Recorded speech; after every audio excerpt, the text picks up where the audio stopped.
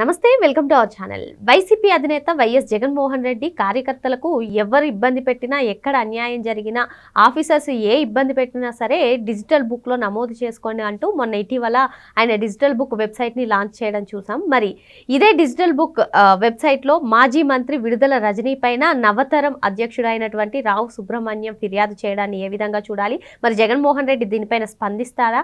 మరి నవతరం అధ్యక్షుడైనటువంటి రావు సుబ్రహ్మణ్యం గారు 2022లో చిలకలూరిపేటలో మా పార్టీ ఆఫీస్ పైన, అదేవిధంగా నా ఇంటి పైన మాజీ మంత్రి విడుదల రజనీ అనుచరులు దాడి చేశారో ఆమె పైన యాక్షన్ తీసుకోవాలంటూ ఈ ఫిర్యాదు రావడాన్ని ఏ విధంగా చూడాలి తెలుసుకునే ప్రయత్నం చేద్దాం. దీన్ని విశ్లేషించడానికి మనతో పాటుగా ఉన్నారు సీనియర్ జర్నలిస్ట్ దుర్గకుమార్ గారు.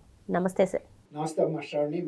సార్, ఏదైతే జగన్మోహన్ రెడ్డి ఇటీవల డిజిటల్ బుక్ని తీసుకొచ్చారో అందులో మాజీ మంత్రి అయినటువంటి విడుదల రజనీ గారు నా పార్టీ పైన, నా ఇంటి పైన దాడి చేయించారు అంటూ నవతరం అధ్యక్షుడు రావు సుబ్రహ్మణ్యం గారు ఫిర్యాదు చేయడం, మరి ఈ ఫిర్యాదును స్వీకరిస్తే కార్యకర్తలకు కూడా నమ్మకం పెరుగుతుందంటూ ఆయన చెప్పడం, మరి మొత్తానికి జగన్మోహన్ రెడ్డి ఈ ఫిర్యాదును స్వీకరిస్తారంటారా? ఆల్రెడీ లాంచ్ చేసేటప్పుడే చెప్పారు, మేము అధికారంలోకి వచ్చిన తర్వాత మేము ఏ ఫిర్యాదులు అయితే వచ్చాయో వాటిని చూసి యాక్షన్ తీసుకోవడం జరుగుతుంది అని. మరి మొత్తానికి ఇప్పుడు ఏదైతే చిలకలూరుపేటలో రజనీ గారు ఈ యాప్ని లాంచ్ చేశారో, లాంచ్ చేసిన కొద్దిసేపటికే ఆమె పైన మళ్ళీ ఇటువంటి అభియోగం రావడం, ఇటువంటి ఫిర్యాదు రావడం ఏ విధంగా చూడాలంటారు? ఇప్పుడు అది వాళ్ళు ప్రభుత్వంలోకి వస్తే తీసుకునేది వేరే మాటమ్మా, ఇతరులైతే. ఇప్పుడు ఆమె పార్టీలో చాలా ముఖ్య నాయకురాలు, తర్వాత మాజీ మంత్రి. చిలకలూరుపేటలో గతంలో స్వయంగా వైఎస్ఆర్సీపీ కార్యకర్తలు కూడా జగన్మోహన్ రెడ్డి గారికి ఆమె మీద ఫిర్యాదు చేశారు. ఆమె ఇదే దౌర్జన్యం చేస్తుంది, పోలీస్ స్టేషన్లో మమ్మల్ని పెట్టి కొట్టిస్తూ వాటిని వాట్సాప్ ద్వారా కూడా చూసిందని కూడా ఫిర్యాదులు అందినాయి. అంటే ఇప్పుడు మీరు చెప్పినట్టు నవతరం రావు సుబ్రహ్మణ్యం గారు చెప్పినట్టు ఆయన అది ఒక రాజకీయ పార్టీ, చిన్నదో పెద్దదో ఆయన ఒక ఆశయం కోసం పోరాడుతున్నాడు. పార్టీ పెట్టుకునే హక్కు ఎవరికైనా ఉంటుంది, భావ ప్రకటన స్వాతంత్రం అందరికీ ఉంది కదా, అది ఆయనే చెబుతాడు కదా. ఆ మాత్రం లేదా రఫా రఫా అని అమ్మవారి జాతరలో కోసినట్టు కోసేయాలని, అది పలానా సినిమాలో ఉందని కూడా చెప్పాడు కదా. అట్లాగే ఆయన ఒక చిన్న పార్టీ పెట్టుకున్నాడు. ఆ మాటకు వస్తే వైఎస్ఆర్సీపీ పార్టీ కూడా జగన్మోహన్ రెడ్డి గారు వేరే వాళ్ళ దగ్గర కొనుక్కున్న పార్టీ, అది ఆయన పెట్టింది కాదు. అట్లాగే ఒక గొర్రె పొట్టేలు పిల్లను కొనుక్కున్నట్టు కొని పెట్టి పెంచుకున్నాడు. ఆయన సొంత పార్టీ ఆయన ఇంటి మీద, ఆఫీస్ మీద, కారు మీద కూడా దాడి చేశారు. 2022లో జరిగింది ఇది. అప్పుడు వైఎస్ఆర్సీపీ ప్రభుత్వం పవర్లో ఉంది, ఆమె మంత్రిగా కూడా ఉంది. అలాంటప్పుడు ఆయన ఫిర్యాదు చేసినా ఎవరు పట్టించుకోలేదు. ఇప్పుడు ఈయన ఆ యాప్ ఓపెన్ చేశాడు కాబట్టి దీని ద్వారా డిజిటల్ బుక్, దానిలో ఆయన ఫిర్యాదు చేశాడు. దీనికి ప్రభుత్వం ఉండాల్సిన అవసరం లేదుగా, సొంత పార్టీలో అంతర్గతంగా తీసుకునే వ్యవహారమే కదా. ఆయన ఇప్పుడు ఇంకో అంశం కూడా చెప్పారు సార్, ఇప్పుడు మీరు నాకు న్యాయం చేస్తే యాక్షన్ తీసుకుంటే కార్యకర్తలకు కూడా నమ్మకం వస్తుందని. మరి జగన్మోహన్ రెడ్డి దీన్ని ఏ విధంగా కార్యకర్తలకే కాదు, మామూలు ప్రజలకు కూడా నమ్మకం కుదురుతుంది. ఎందుకంటే ఇప్పుడు ఇది ఆయన చేతిలో పని, సొంత పార్టీ చేతిలో పని. ఆమె గతంలో ఒక శాసనసభ్య సీట్ ఇప్పిస్తానని గుంటూరులో 6 కోట్ల రూపాయలు తీసుకున్న పంచాయతీ కూడా వాళ్ళు పార్టీలో అంతర్గతంగా పంచాయతీ చేసి 3 కోట్లు ఎవరి దగ్గర అయితే తీసుకుందో ఆయనకి ఇప్పించేసి 3 కోట్లు మాఫీ చేశారు. క్రషర్ యాజమాన్యం దగ్గర కూడా తీసుకుంది. తర్వాత వాళ్ళకి ఎవరైతే ఆ పోలీస్ అధికారి ఆయనకి సహకరించాడో జాషువా అనుకుంది, ఆయనకి ఇచ్చింది. తర్వాత పిఏ శ్రీనివాస్కు అతనికి ఒక 10 లక్షలు ఇచ్చింది. దాని మీద కేసు బుక్ అయితే అతను అరెస్ట్ చేయకుండా కూడా కారులో పెట్టుకుని తిప్పుతూ కాపాడింది, ఇంటి దగ్గర ఉంటే అరెస్ట్ చేస్తారని. అట్లా నేరస్తుల్ని కొమ్ము కాసి కాపాడటంలో రజనీ అన్వేషణ చెయ్యి అందరికీ తెలుసు, జగన్మోహన్ రెడ్డి గారికి కూడా తెలుసు. అసలు ఆమెకు అక్కడ సీట్ కూడా ఇవ్వద్దని కూడా పెడితేనే కదా గుంటూరు పంపించారు. కాబట్టి ఇప్పుడు రావు సుబ్రహ్మణ్యం గారు చేసిన ఫిర్యాదు మీద కనుక ఆయన అంతర్గతంగా వాళ్ళ పార్టీ ద్వారానే విచారించి జరిగితే కనుక మేము చర్య తీసుకుంటాం, ఇలాంటి వ్యక్తిని పార్టీ నుంచి బహిష్కరిస్తున్నాం అని చెబితే కార్యకర్తల్లోనే కాదు జనబాహుళ్యంలో కూడా తమ్ముడు తనవాడైనా న్యాయం చేయమన్నారు పూర్వం. ఇప్పుడు తమ్ముడు తనాడిచి అయితే పంచాయతీ పెట్టి ఆయన అన్నే కావచ్చు, కానీ చేసిన తప్పుకి అయితే శిక్ష వేయాల్సిందే కదా. అంతేగాని చేసిన అతను నా తమ్ముడు కాబట్టి శిక్ష వేయలేదు అంటే అతను పెద్ద మనిషి కాలేడు కదా ఆ ఊరికి. అట్లా ఉండాలి, పెదరాయుడు తీర్పులాగా ఉండాలి కదా. ఇప్పుడు నీ పార్టీలో ఉంది ఆమె, తర్వాత యాక్టివ్గా ఉంది. ఇప్పుడు ఆయన చెప్పాడు 22లో పోలీసులు, మరి ప్రభుత్వం మీది కాబట్టి ఆ రోజు తీసుకోలేదు. ఇవాళ ప్రభుత్వంలో లేకపోయినా ఆమె మీ పార్టీలో అయితే ఉంది, నువ్వు చర్య తీసుకోవడానికి అభ్యంతరం ఉంది. ఆయన మళ్ళీ గవర్నమెంట్కి కూడా ఫిర్యాదు చేసి కేసు రీఓపెన్ చేయించుకుంటే చేయించుకుంటాడు, చేయించుకోగలిగితే అది వేరు. కానీ ఇప్పుడు ఆమె వాళ్ళ పార్టీలో ఉంది, వాళ్ళే ఇలాంటి వేదిక ఏర్పాటు చేశారు కదా. ఇలాంటి గ్రీవెన్సెస్ ఎవరికున్నా మా దగ్గరికి రండి, మేము ఇట్లాంటి ఎవరి మీద ఆగాయిత్యాలు జరిగినా మేము హాజరవుతామని. ఇప్పుడు వైఎస్ఆర్సీపీ కార్యకర్తలు పవర్లో లేవని వాళ్ళేం తగ్గి ఉంటారు ఎక్కడ. జగన్మోహన్ రెడ్డి గారు చీఫ్ మినిస్టర్ కాదు, చీఫ్ మినిస్టర్ కాకపోయినా రఫా నరకమని చెబుతున్నాడు కదా.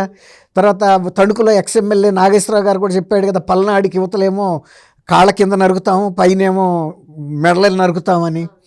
అట్లాగే పేరు నాని రఫా నరుకుతామని అరవటం కాదురా, రాత్రిపూట సైలెంట్గా చేసేసేయాలి, చేసి పొద్దున్నే పెద్ద మనిషిలాగా మనమే పరామర్శకి వెళ్ళాలి అంటే వాళ్ళకి తెలుసు కదా. ఇది అంతకుముందు వివేకానంద రెడ్డి గారిది కూడా అలాగే జరిగింది కదా. చేసింది వాళ్ళే, పొద్దున్నే వచ్చి వేరే వాళ్ళ మీద నిందేసింది కూడా అదే సిద్ధాంతాన్ని పేరు నాని చెప్పాడు. లోకల్ వాళ్ళకి ఇంకా అర్థం కాదేమో, మీరు అరవటం కాదురా రఫా అని, దాని వల్ల పార్టీకి వచ్చే లాభం ఏం లేదు, రాత్రిపూట సైలెంట్గా చేసేయండి, పొద్దున్నే మనమే వెళ్దాం. వెళ్ళి అది ముత్యాల ముగ్గు సినిమాలో కూడా మీరు చూసి ఉండరు, మేము డిగ్రీ చదువుతున్న రోజుల్లో అది రిలీజ్ అయింది.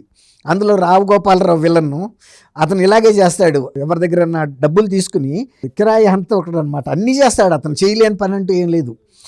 పెళ్ళిళ్ళు చెడగొట్టతాడు, పెళ్ళిళ్ళు కుదురుస్తాడు, షిప్పులు ముంచుతాడు, పదవులు ఇప్పిస్తాడు, మెడికల్ సీట్లు ఇప్పిస్తాడు, అన్ని డబ్బులే. ఇట్లాగే అతను ఇతనితో మాట్లాడుకుంటే ఆయన లేపి ఎవరికి దగ్గర పడుకోబెడతారు, ఆడికి ఎవరైతే శత్రువు ఉండాడో ఆడ మేనల్లుడు పక్కలోకి తీసుకెళ్ళి పడుకోబెట్టి వచ్చేస్తారు. అది ఆ కేసు ఏమవుతుంది, పొద్దున్నే పోలీసులు ఆడి మేనల్లుడిని పట్టుకుంటారు. ఈ పెద్ద మనిషి కూడా పొద్దున్నే అనుయాయులు ఉంటారు కదా అటు ఇటు నక్కల్లాగా, వాళ్ళని ఎమ్మడి పెట్టుకుని పరామర్శిస్తాడు. అట్లాగే ఇప్పుడు ఈ తీరు కూడా పేరు నాని చెబుతుంది, ఏమంటున్నాడు, సైలెంట్గా చేసేయండి, రఫా అని అరవద్దు, మీరు స్మూత్గా చేసేయండి, పని అవజేయండి. అది పార్టీ అధ్యక్షుడే చెప్పినప్పుడు ఇవాళ పార్టీ కార్యకర్తలు కూడా వాళ్ళే అఫెన్స్లో ఉంటున్నారు ఇతరుల మీదకి. మేము అధికారంలో లేవని వాళ్ళు తగ్గట్లేదు, ఇలాంటి నేరాలు ఘోరాలు చేయటంలో నంబర్ 1గా ముందుకు వాళ్ళే వస్తున్నారు, దౌర్జన్యాలు చేయటంలో. ఇవాళ కూటమి నాయకులే తగ్గి ఉంటున్నారు, ఎందుకంటే గత 5 ఏళ్ళుగా వాళ్ళు అణిగి బతికారు, ఇంకా అదే ఇదిలోనే ఉంటున్నారు వాళ్ళు. రెండోది క్రమశిక్షణ కూడా మెయిన్. ఇప్పుడు చంద్రబాబు నాయుడు గారు కూడా వాళ్ళ సొంత ఎమ్మెల్యేస్కి కూడా సొంత ఎజెండాలతో మీరు అసెంబ్లీలో కనుక ఎవరి మీదన్నా కనుక వ్యక్తిగతమైన విమర్శలు చేస్తే పార్టీకి నష్టం జరుగుతుంది, మీరు అది గమనంలో పెట్టుకోండి అని ఒక రకమైన హెచ్చరిక చేశాడు, ఒక సలహా ఇచ్చాడు. అంటే అదే గతంలో అయితే ఎవరి మీదన్నా కటు మాట మాట్లాడితే ప్రత్యర్థుల మీద చీఫ్ మినిస్టర్ కూడా బల్లలు జరిచాడు. ఈయన అట్ట చెప్పట్లేదు. సొంత శాసనసభ్యులు కూడా మీరు మాట్లాడేటప్పుడు గతంలో మీరు వాళ్ళ బాధితులు అయితే అయి ఉండొచ్చు, అయినా కూడా మీరు అట్లాంటి కఠినమైన మాటల్ని శాసనసభలో మాట్లాడితే ప్రజల ముందు అంత మంచిగా ఉండదు, పార్టీకి కూడా ఉందాతనంగా ఉండదు అని చెప్పాడు. గతంలో ఆ పరిపక్వత ఎక్కడుంది వైఎస్ఆర్సీపీ నాయకులకి?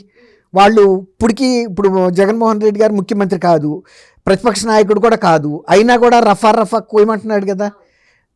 అదే అక్కడ కూటమి నాయకులకి వైఎస్ఆర్సీపీకి నాయకులకు ఉన్న తేడా. ఇప్పుడు వాళ్ళే ఆ బుక్ ఓపెన్ చేస్తే డిజిటల్ బుక్లో 2019 నుంచి 24 వరకు జరిగిన అకృత్యాలు, దాష్టికాలు, ఇప్పుడు వివేకానంద రెడ్డి గారి హత్య గురించి కూడా ఎవరో ఒకళ్ళు ఫిర్యాదు చేస్తారు, ఆమె తరపున, సునీత తరపున. ఎవరైనా చేయొచ్చు, మనం పబ్లిక్ అయినా చేస్తారు కదా. చేసినప్పుడు ఎందుకు మీరు బహిరంగ లేఖ రాయరు అని అడిగితే బహిరంగ లేఖ రాయాలి కదా. నువ్వేమి చర్య తీసుకోకర్లేదు, నీ కూడా బాబాయే, ఆయనకి రాసిన ఆయనకి అసలు బంధువు కూడా కాదు, పబ్లిక్ ఇంట్రెస్ట్లో రాస్తాడు. అప్పుడు జగన్మోహన్ రెడ్డి గారు పబ్లిక్ లెటర్ రాయగలడా బహిరంగ లేఖ? సిబిఐ సార్ ఈ పులివెందుల జడ్పీటీసీ ఎన్నికలు అయినప్పుడు బ్యాలెట్ పేపర్ల మీద రాశారు సార్. అవును, అది రాశారు. ఇప్పుడు ఈ డిజిటల్ బుక్లో రాసి ఆ డిజిటల్ బుక్లో కంప్లైంట్ చేసిన వ్యక్తి ఒక బహిరంగ ప్రకటన ఇప్పుడు రావు సుబ్రహ్మణ్యం కూడా బయటకు చెప్పాడు కదా. అలాగే నేను జగన్మోహన్ రెడ్డి గారి డిజిటల్ బుక్లో వివేకానంద రెడ్డి గారి హత్య మీద జగన్మోహన్ రెడ్డి గారిని ఒక బహిరంగ లేఖ ఎవరికి, కేంద్ర హోంశాఖకి, సిబిఐకి, సుప్రీంకోర్టుకి, రాష్ట్రపతికి చేసి త్వరగా తేల్చండి అని అడిగాను అన్నప్పుడు ఆయన డిజిటల్ బుక్లో స్పందించాలి కదా. మీ ఫిర్యాదు నాకు అందింది, లెటర్ రాశాను, ఆ లెటర్ కాపీని కూడా డిజిటల్ బుక్లో పెట్టాలి కదా. అది అప్పుడు జనంలో నమ్మకం వస్తుంది, జగన్మోహన్ రెడ్డి గారు డిజిటల్ బుక్ అనేది ఏదో నామమాత్రంగా పెట్టలేదు, ఎటువంటి ఫిర్యాదు వచ్చినా సరే దాని మీద స్పందిస్తాడని. ఇప్పుడు ఆయనకు పోయేది ఏముంది, ఒక తెల్ల కాగితమే కదా లెటర్ రాస్తే, అంతే కదా.